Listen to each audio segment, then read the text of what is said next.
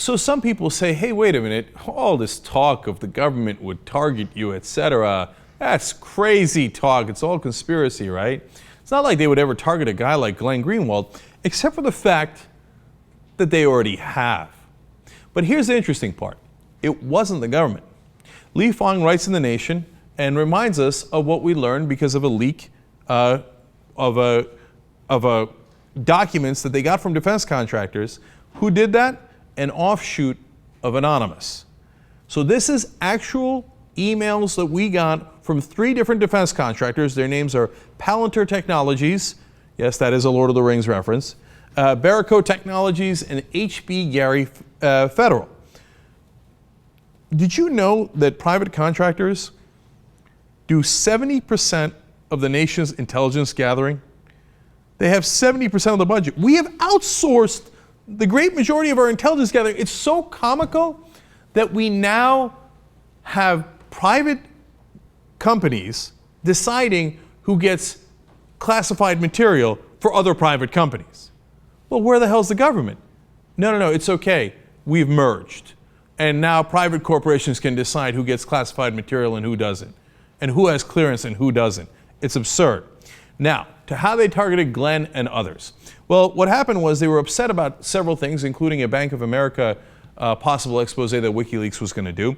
And Lee explains the several different ways that they went after their enemies. And remember, one of the people who cared about this the most is the Chamber of Commerce. Their business interests were involved, so that's why they had to get people like Glenn. And their attorneys were Hunton and Williams. And they had talked to these 3 defense contractors about possibly hiring them for these smear jobs. So, Lee explains. Even more troubling, however, were plans by the 3 contractors to use malware and other forms of malicious software to hack into computers owned by the Chamber's opponents and their families, boasting that they could develop a fusion cell of the kind developed and utilized by the Joint Special Operations Command. The contractors discussed how they could use custom malware development and zero-day exploits to gain control of a target's computer network. These types of hacks can allow an attacker not only to snoop, but to delete files, monitor keystrokes, and manipulate websites, email archives, and any database connected to the target computer. Do you understand why that's so dangerous? So here are private companies that are defense contractors that have gotten information and using similar programs as they do at the Joint Special Operations Command, which is part of the U.S. military and U.S. government.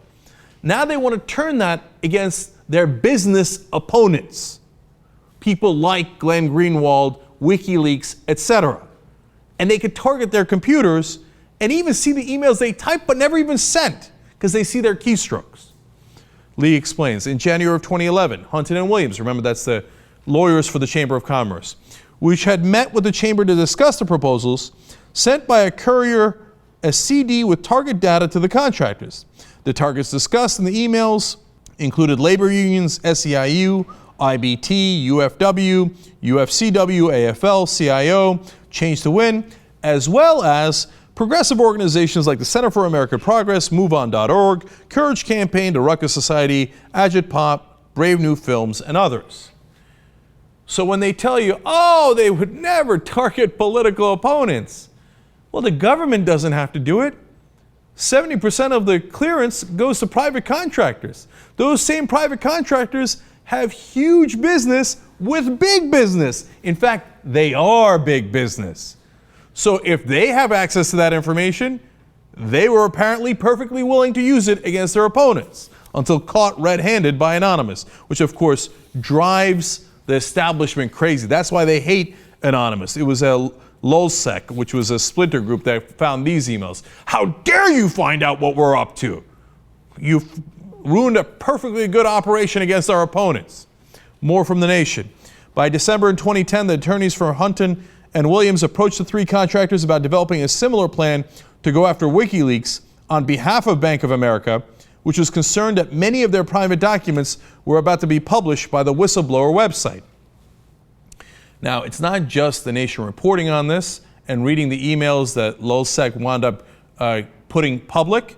Well, it's actually the emails themselves that you can read. Aaron Barr, who is with HB Gary Federal, that's one of the three private contractors, said, quote, "I think we need to highlight people like Glenn Greenwald. Glenn was critical in the Amazon to OVH transition and helped WikiLeaks provide access to information during the transition.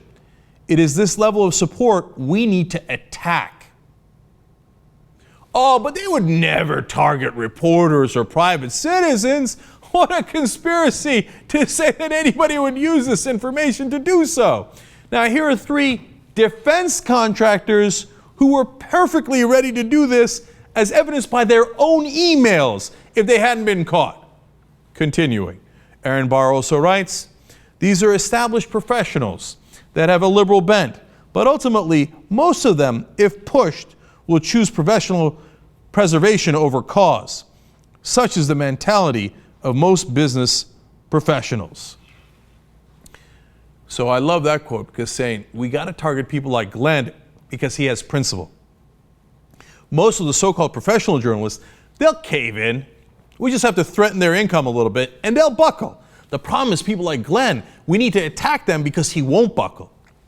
And he says at the end, without the support of people like Glenn, WikiLeaks would fold. If you weren't sure yet that they knew that what they were up to was wrong, I mean, how much clearer could they be in the emails? Matthew Steckman from Palantir Technologies says, quote, "We're the best money can buy. Damn, it feels good to be a gangster." All right, well, that'll clear it right up. But they would never use that information against their political opponents, right? They have every intention and desire to do so, and the minute we're not all over them, they're going to do it again.